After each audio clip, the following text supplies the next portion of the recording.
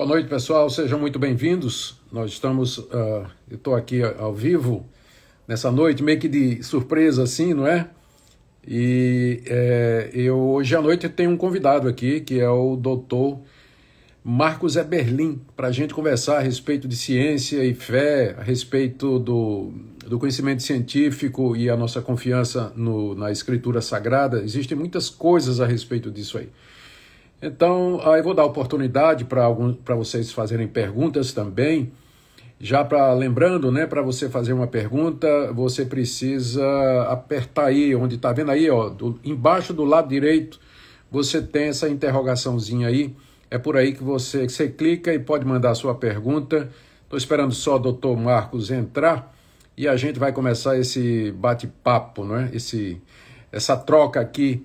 Marcos é um cientista renomado no Brasil, um homem de fé, um homem de confiança em Deus, reúne essas duas coisas e é uma pessoa muito, muito capacitada para poder conversar a respeito desse tema, né? Que é um tema que hoje em dia é um tema sempre atual, né? Sempre foi e continua sendo um tema muito atual. Algumas pessoas enviaram a live, deixa eu ver aqui se já tem, não, ele ainda não pediu. Algumas pessoas estão perguntando se vai ficar gravado, não vai. É uma live surpresa, não é? É uma live feita assim, bem informal, não é? Então quem puder assistir vai ganhar e quem não, não vai poder, né? Ele está perguntando aqui se eu já entrei. Sim, entrei, Marcos, já. Estou esperando aqui a solicitação dele, né?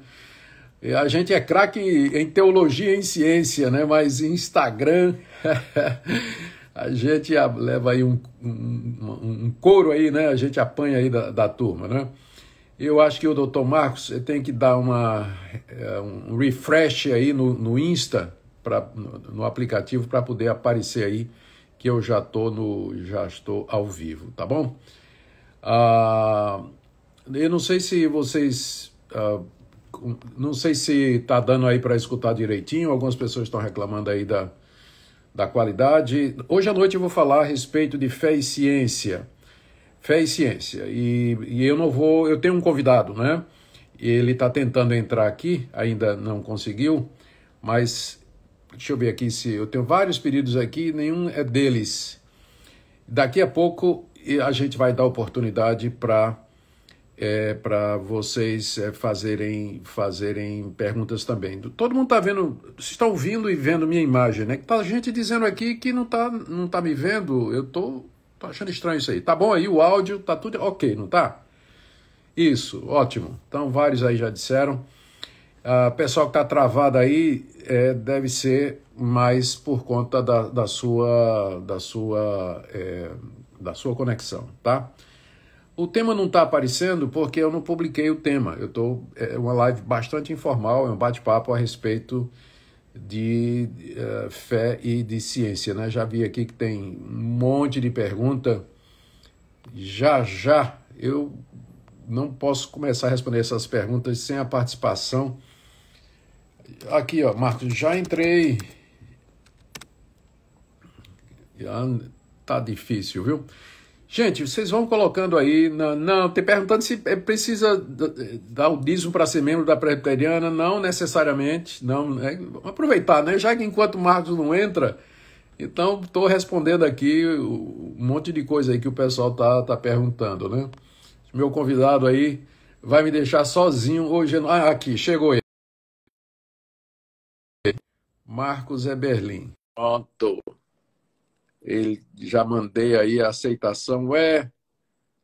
Cadê ele? Ele aí, rapaz, aí, chefe. Entrega as feras.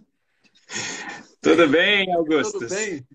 Boa noite, Boa noite, Marcos. É uma satisfação ter você aqui nessa live. É uma live espontânea, né? A gente não avisa, mas o pessoal, nossos amigos no Instagram, pessoal bom demais, generoso, né? Eles param para escutar. E aí nós vamos ter aí alguns momentos aí para conversar. Marcos, deixa eu te apresentar aqui para o meu pessoal, o pessoal que me ouve. Doutor Marcos Eberlin é doutor em Química. Os títulos são muitos, não sei nem por onde começar. Ele é professor no Mackenzie, pesquisador da Unicamp, está no top de pesquisa aqui na Universidade Brasileira e é um homem de Deus, crente no Senhor Jesus, é nosso companheiro já de longa data aí na labuta por essas questões também. É com muita alegria, Marcos, que a gente recebe você aqui. Tá certo? Dê uma palavrinha aí para o pessoal. Sim. Privilégio todo meu. É um profundo respeito, admiração por você, pelo seu trabalho. Estar numa live com você não tem preço. Obrigado, Marcos. Eu fico muito, muito grato por isso. Muito grato. Tudo bem. Olha, nós temos aqui um monte de pergunta aqui. Eu já vou jogar aqui a primeira pergunta aqui de um dos nossos seguidores aí. É possível Deus ter usado o Big Bang no projeto da criação? Só vai ter pergunta desse tipo hoje, viu, Marcos? Vamos se preparar aí. O que tu não souber, a gente vai ter que chamar os universitários aí para resolver. O que é que você acha aí? Olha, Augustus, tem muito Big Banguista entre nós, eu sei. E alguns dizem assim: olha, Marcos, que legal o Big Bang, porque se teve o início, Deus deu a partida. É uma teoria que bate com a nossa fé. E eu acho que isso é um grande erro, Augustus, porque a gente faz o mesmo erro que os evolucionistas fazem com a evolução. A evolução tira Deus da jogada. Eu sou ateu, eu gosto da evolução, então eu defendo a evolução.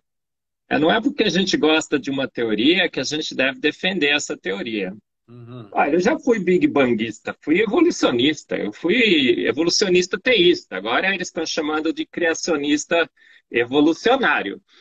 Aí eu brinco, né? Mudou assim, né? De pesticida para defensivo agrícola, né? Continua a mesma coisa, gente. Mudou o nome, mas é a mesma coisa.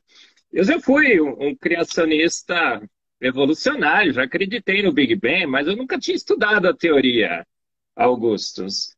Então a gente não deve gostar da teoria porque ela bate com a nossa fé. A gente deve gostar de teoria científica se ela bate com a ciência.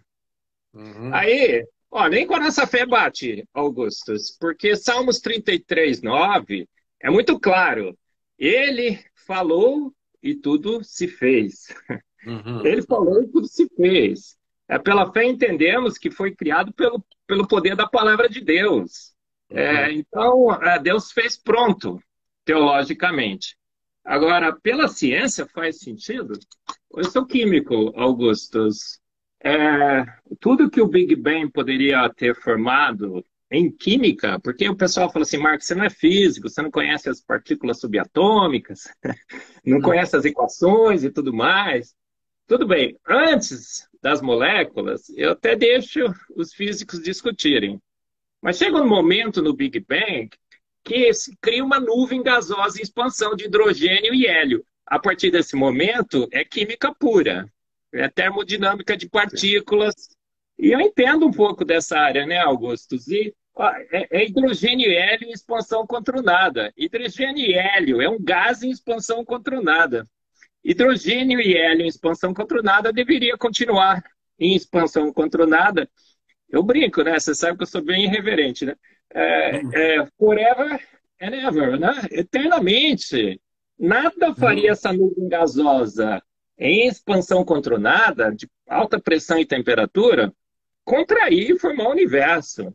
Então esquece, gente. Não faz sentido científico e muito menos teológico. A gente vai discutir isso, né, Augustus? A Bíblia é muito clara. Deus fez pronto, ele chamou a existência pelo poder da sua palavra.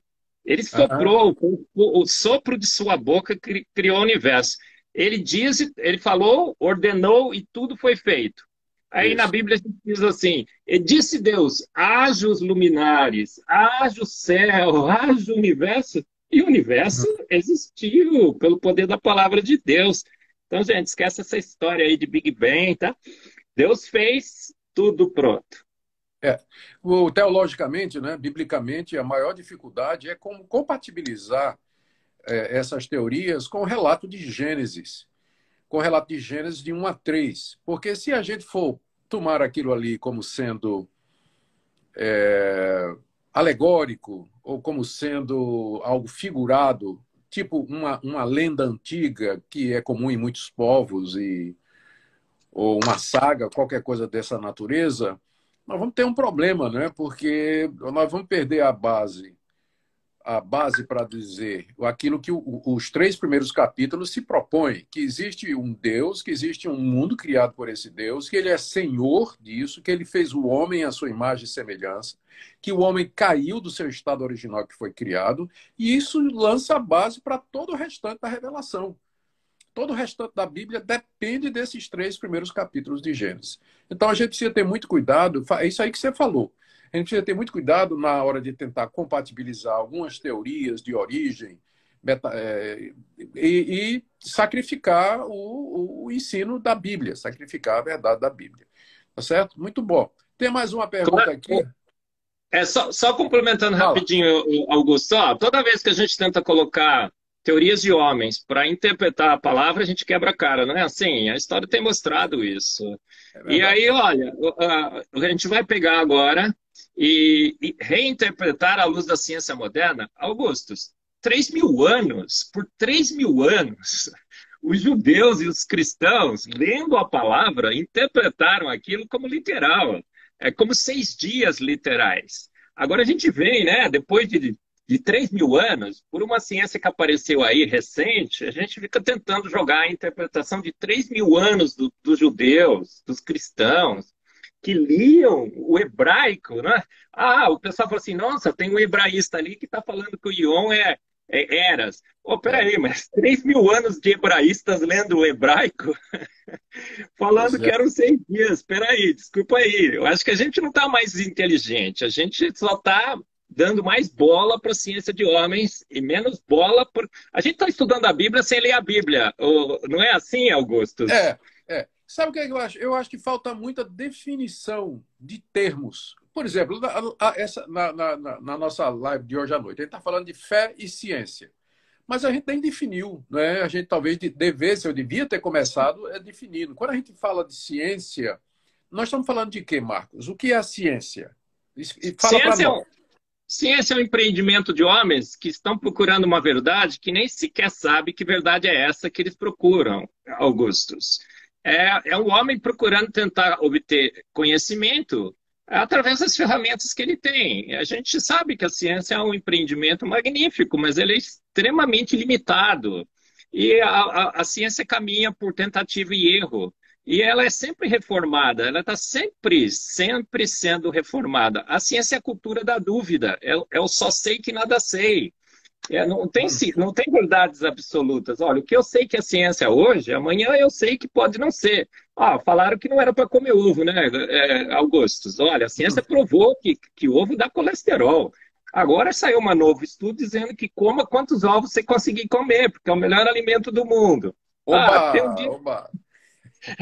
Essa é a ciência, Augusto. A gente teve grandes descobertas, desenvolvimentos de tecnologias e tudo mais, mas a gente tem que saber que só sabemos que nada sabemos. A ciência é um empreendimento, é um zigue-zaguear a gente não pode aprender nada, então, com a ciência a respeito do universo, do mundo, das coisas criadas, de nós mesmos. Sim, mas a minha tese é essa, Augusto. Toda vez que um conhecimento científico confrontar uma verdade bíblica clara, a nossa experiência repetida e continuada ao longo dos séculos com a ciência mostra que a Bíblia sempre ganhou. Ela nunca perdeu. Isso é verdade. Então, eu fico com a Bíblia. Eu fico com a Bíblia. Quando a ciência fala que eu evoluí por milhões e milhões de anos, e a Bíblia claramente fala que Deus falou, a Trindade falou, façamos o homem, e os Salmos diz, e ele falou e tudo se fez. Eu fico com a Bíblia. Por quê? Porque a evolução caiu, Augustus. Ela 150 anos predominou na ciência, mas hoje já nós sabemos que a evolução faliu. Aí tem cristão fazendo compromisso com a evolução? Não pode, gente. Faça compromisso com a palavra, que é muito clara, E a gente sabe que a ciência, ó, a ciência é muito boa para dar receita, por exemplo, de como a gente vai fazer um combustível para chegar no espaço, como vai fazer um iPhone, tudo bem, ótimo. Agora, principalmente quando ela fala sobre o passado, sobre eventos que ocorreram, o Isso presente é é, a chave do passado. essa é a questão. Qual o limite daquilo que a ciência pode nos informar? A ciência tem condição de entrar, por exemplo, essa questão das origens, como tudo começou, qual o propósito da existência humana, a razão de ser das coisas. Ela tem condição de fazer isso?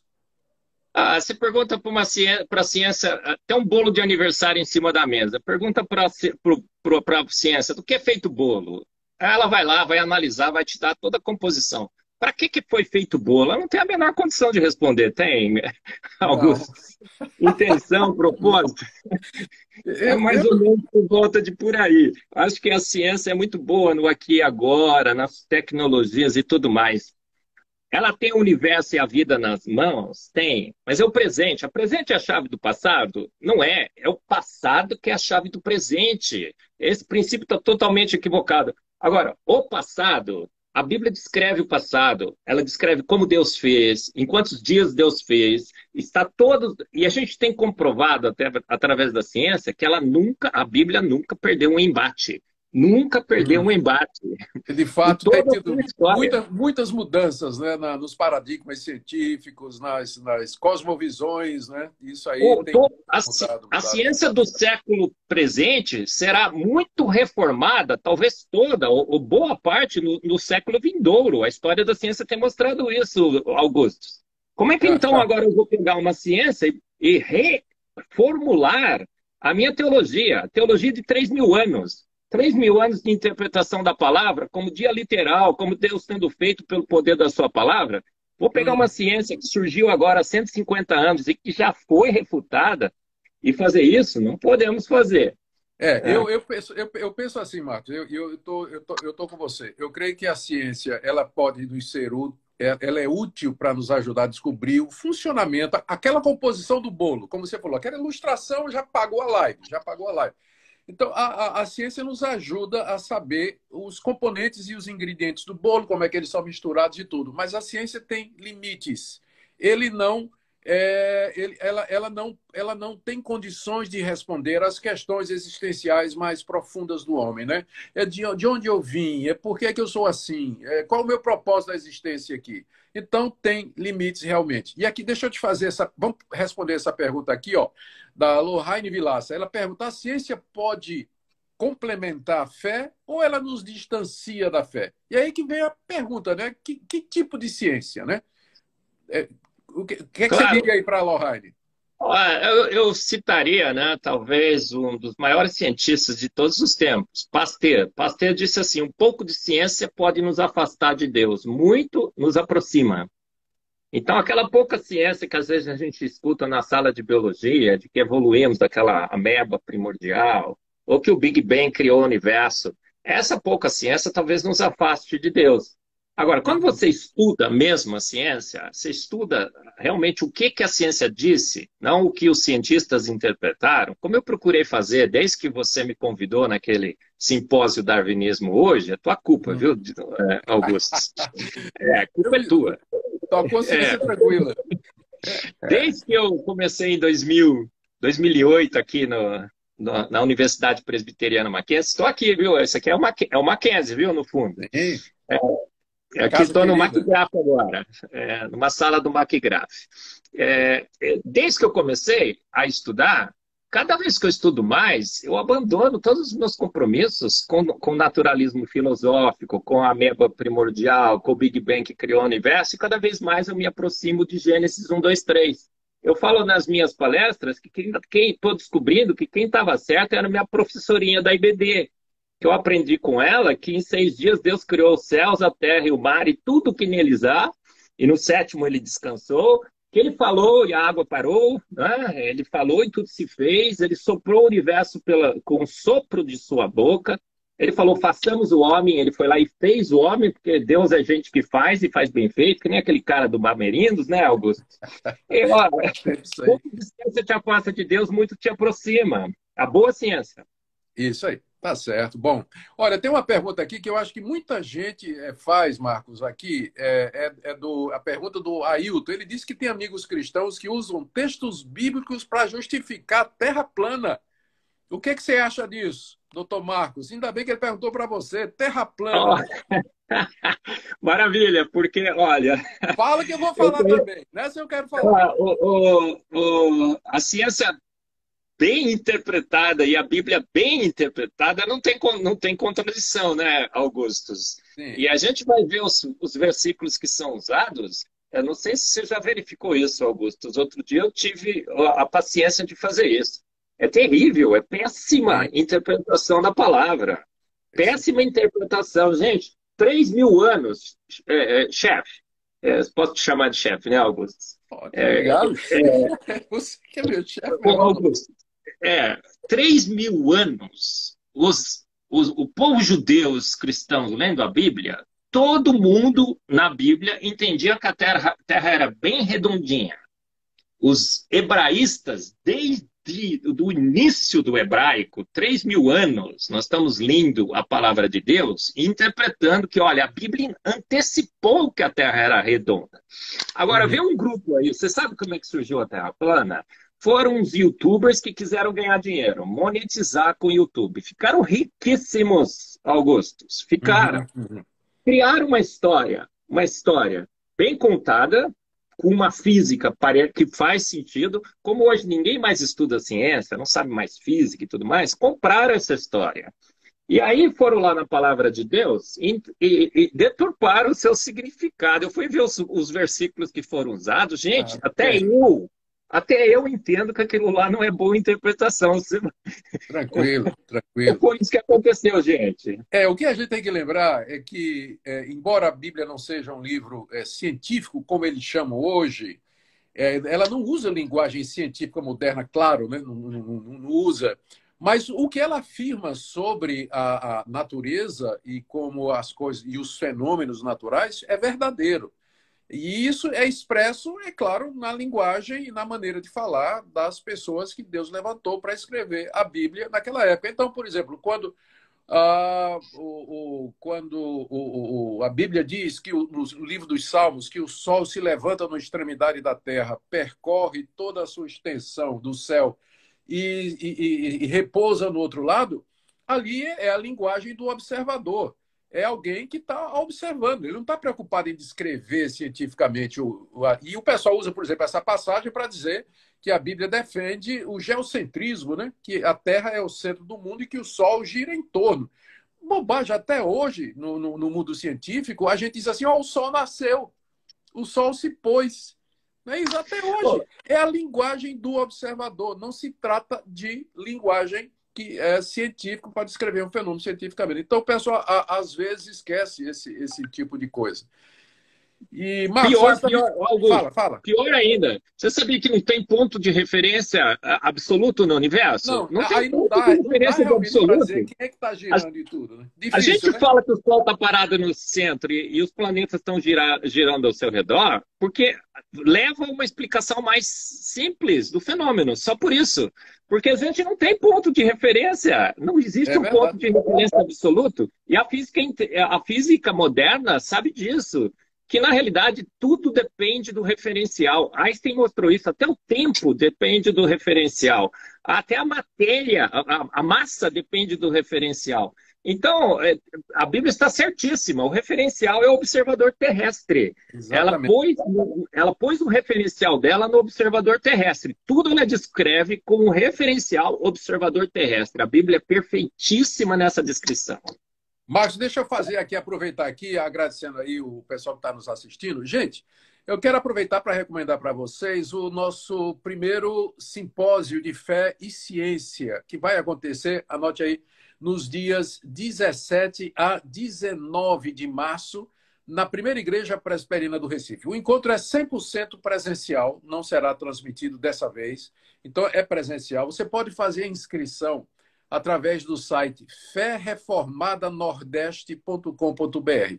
ferreformadanordeste.com.br. Deixa eu só dar para vocês um gostinho da turma que vai estar lá. Ó.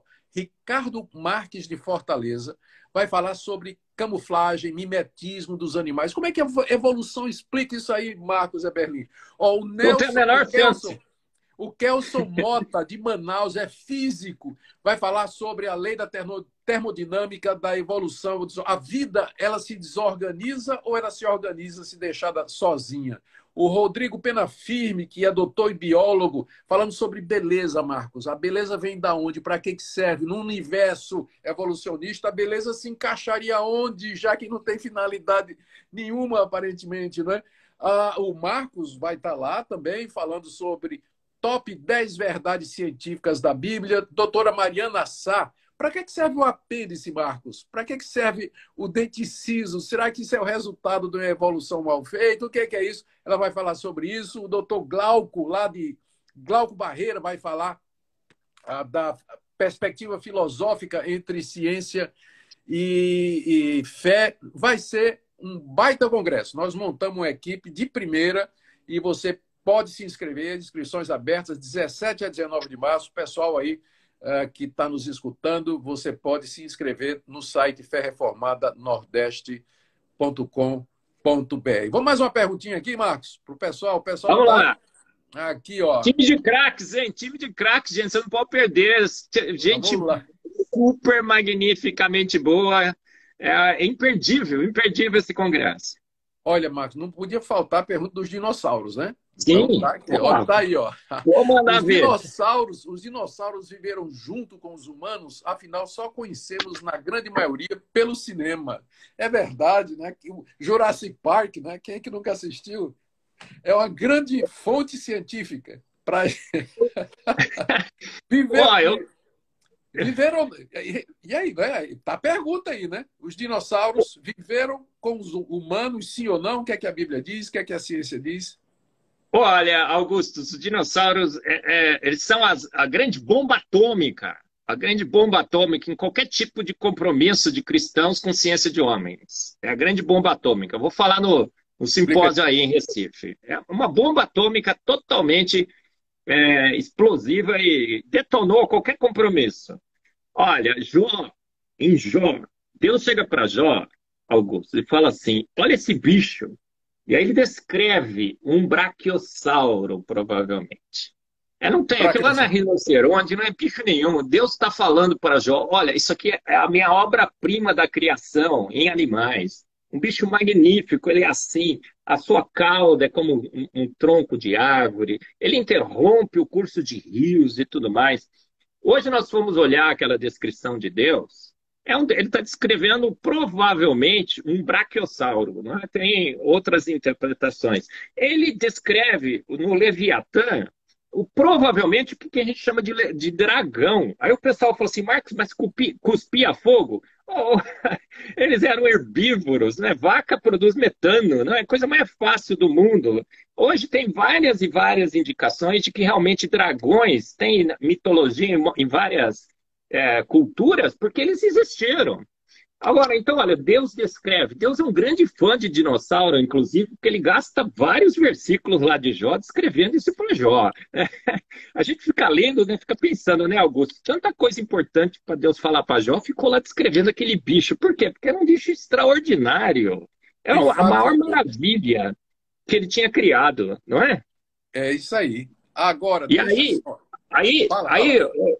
aí, o que nós descobrimos recentemente? Tecido mole em dinossauro, tecido mole, colágeno, elástico e plástico, mais de 14 diferentes tipos de biomoléculas foram descobertas. Dinossauro que cheirava mal, que estava fresquinho, nem fossilizado sequer estava. Dinossauros foram extintos há algumas centenas ou milhares de anos, não milhões. Isso está definitivo, acabou, não tem mais conversa. Para mim não tem mais conversa. A Terra é extremamente jovem, a vida é jovem, os dinossauros foram extintos depois que saíram da arca, porque o mundo se tornou bastante hostil. Mas vem no congresso que eu vou falar só uns 15 minutos sobre isso. Você deu só abriu o apetite, aí o pessoal ficou com água na boca aí para saber que esse assunto é polêmico, né? Esse assunto é polêmico, aí vai despertar aí. Polêmico para os que fizeram compromissos com a ciência de homens. Os evolucionistas teístas estão estão junto com eles lá tentando defender que 60 milhões de anos colágeno plástico elástico poderia estar ainda aí disponível no nosso planeta. Não pode, Augusto, não pode. Tem hora que fica difícil, viu? Tem razão. Olha, Fica, fica. voltou essa pergunta aqui, porque realmente é a pergunta-chave aqui do nosso, da nossa conversa, né? A ciência pode até responder questões físicas, mas nunca questões espirituais? Deixa eu tentar aqui interpretar a pergunta, né? Vamos supor, acho que talvez ele esteja querendo falar, por exemplo, a psiquiatria ou a psicologia, que são consideradas ciências, a psicologia só mais recentemente, não ajuda sobre as questões espirituais ou a questão da alma, do sentimento da pessoa, o senso de realização de origem e tudo. Olha, é muito difícil. Não, a gente pode, por exemplo, é a mesma questão do bolo. A gente pode até dizer, olha, quando que alguns sentimentos, quando que algumas reações e comportamentos aparecem, como é que esse comportamento se expressa e tudo mais. Essas ciências podem te dar a resposta. Mas por que que nós temos esses comportamentos e por que agimos como agimos? A ciência não tem nenhuma Tem. possibilidade. A ciência é magnífica, mas a gente tem que entender que a ciência está confinada num domínio material, aqui e agora, em experimentos que a gente pode fazer com a matéria. Mas a gente sabe que o nosso universo é tridimensional, né, Augustus? A gente não tem só matéria. Temos alma, alguns interpretam como alma e espírito, tudo bem, é uma questão teológica, mas a gente vai muito, muito além do natural. Existem forças operando nesse universo que vão além das três: eletromagnetismo, gravidade e forças nucleares, gente. Poxa vida. Olha, Não é? Marcos, eu tava terminando meus estudos na Holanda e aproveitei para fazer um curso breve, muito breve, de psicologia, para conhecer as diversas vertentes, né? Era um curso que foi ministrado para o pessoal da área, profissional da área e tudo. E eu pude, então, estudar durante algum tempo as vertentes da psicologia, como é que, em termos práticos, como é que se aplicava, enfim. É claro, né, que era um negócio resumido, né, não era um curso no sentido que uma pessoa tem que fazer hoje. E eu Uhum. percebi uma coisa, que algumas das ferramentas usadas pela psicologia, psiquiatria, elas eram ótimas para detectar, para dizer assim, olha, esse comportamento aqui, ele é diferente do que seria o padrão, que é esse aqui, ou então esse tipo de comportamento é tal, tal, tal, e foi descoberto que fazendo isso pode ajudar. Então, ela ajuda, era muito boa na hora de fazer um diagnóstico, de tentar entender. O problema era na hora de oferecer uma solução, que sempre a solução era reducionista, porque não levava em conta o fato de que o homem é criado à imagem e semelhança de Deus, que ele caiu desse estado, que ele está manchado pelo pecado, que o coração do homem é movido por motivações subterrâneas e noturnas, pecaminosas, e que não pode ser detectado, nem visto, nem captado, né, percebido por qualquer instrumento humano, ou por qualquer teoria humana, né? Então, eu aprendi daí, né? E sempre eu gosto disso aí. A ciência, entendendo aqui a boa ciência, a pesquisa, a tentar entender as leis naturais e como as coisas funcionam, isso aí pode nos ajudar aqui a viver nesse mundo até um certo ponto. Mas na hora que ela tenta resolver as questões existenciais e aquilo que mais nos aflige, toca no nosso coração, realmente é extremamente limitada, reducionista, reduz tudo ao naturalismo filosófico, materialista, tudo é apenas átomos só. E aí, é claro, fica muito difícil a gente conciliar essa visão científica com a nossa fé. E nós estamos aqui respondendo a pergunta do Valois Augusto, né? Ciência pode até responder questões físicas, mas nunca espirituais. Na nossa visão, não tem, foge do âmbito da ciência poder tratar daquilo que tem a ver, ou que tem a ver com o reino de Deus. Tá bom? Deixa eu pegar mais uma pergunta aqui para a gente terminar. Fala. Só rapidinho, ó, savagismo. Você conhece a síndrome do sábio? Às vezes as pessoas têm um grande acidente, bate a cabeça, tudo, começa a falar várias línguas, começa a tocar piano que nunca tocou e tudo mais. Como que você Hum, vai explicar isso à luz da ciência, né? O Ricardo Marques deu uma palestra no segundo Congresso Brasileiro do Design Inteligente, ele estará com a gente aí no Fé e Ciência, em e- Recife. Magnífica. Pergunta para o pessoal, você vai participar do congresso? Levanta a mão e pergunta para o Ricardo sobre o savagismo, né? A síndrome do sábio. A ciência tem como explicar? Não tem. Nós faríamos uma ciência muito melhor se a gente reconhecesse os nossos limites e que reconhecesse que existia muito mais que matéria nesse planeta que vivemos, não é? A ciência seria muito melhor. Agora a gente fica tentando procurar respostas onde as respostas simplesmente não existem. E aí a gente dá diz que Dino virou canário, né? Que urso nadando de boca aberta virou baleia, que uma ameba numa sopa ácida escaldante venenosa formou a vida, e que uma explosão de gases de expansão formou as estrelas coloridas, magníficas, galáxias. Não faz sentido, né, Augusto? É isso aí. Olha, essa pergunta aqui, e a gente já vai partir aí para terminar, né? Porque a experiência mostra que live com mais de 40 minutos cansa todo mundo, né? Olha aí, ó.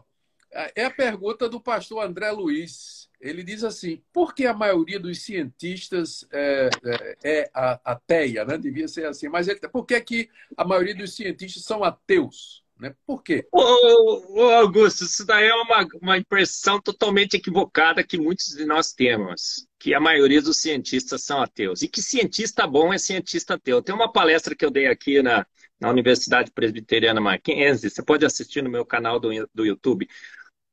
Augustus, 90% dos ganhadores de prêmios Nobel se declararam crentes em Deus.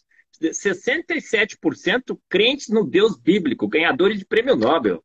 Uhum. 22% judeus. Eles são 0,2% da população. Só 10% de ganhadores de prêmio Nobel ateus.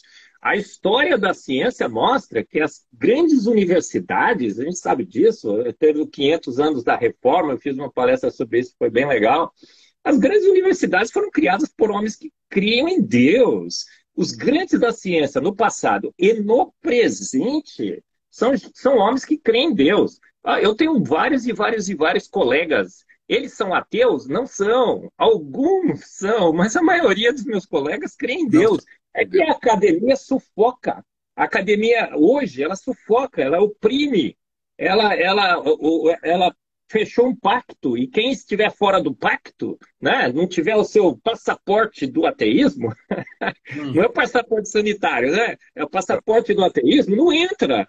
Então, olha, desculpe aí, mas não, a ciência não é feita por ateus, nunca foi feita. A boa ciência sempre foi feita por homens que creem e que creem em Deus. Deus é o autor e consumador da ciência. Ele criou a ciência ó, privilegia os que creem nele, porque 90% dos que creem em Deus ganha prêmio Nobel. Olha só.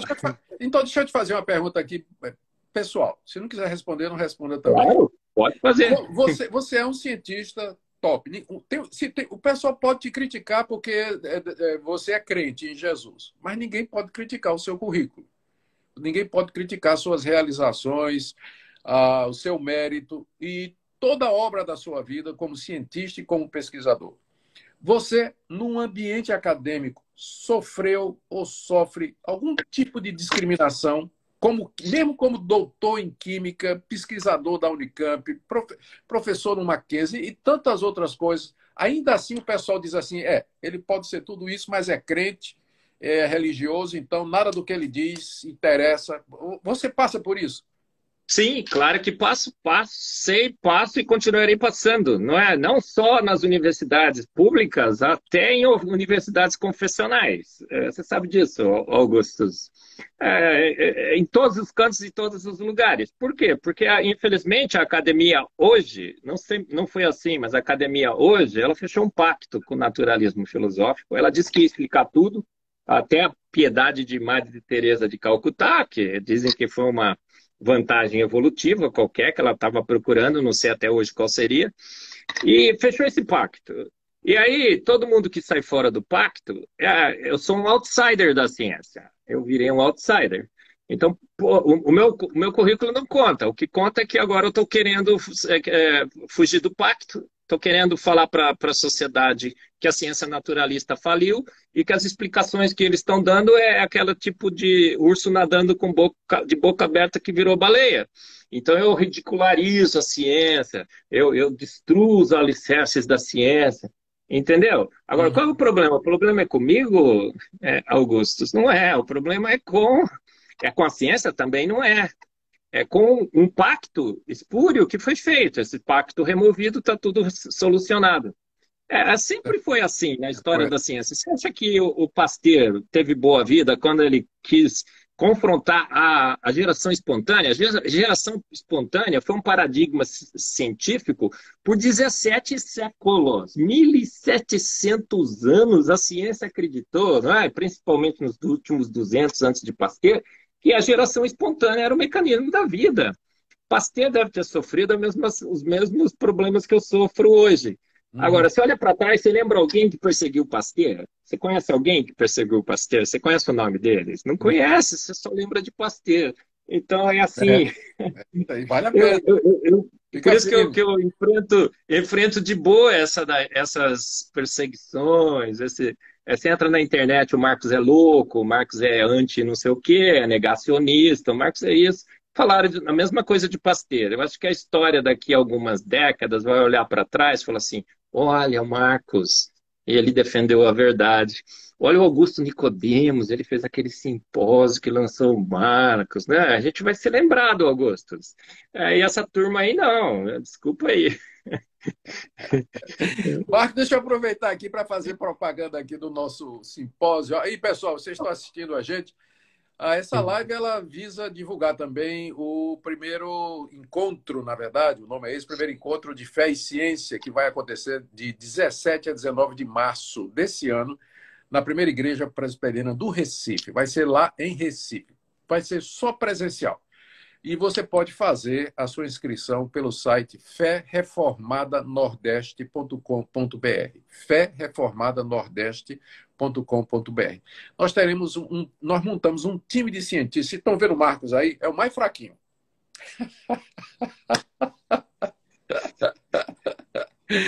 Olha, montamos um time de cientistas aí, debaixo aqui da orientação do nosso querido Marcos, e que vão falar sobre temas que os alunos do ensino médio da universidade são bombardeados constantemente pelos seus professores e que às vezes não tem resposta, não tem como responder.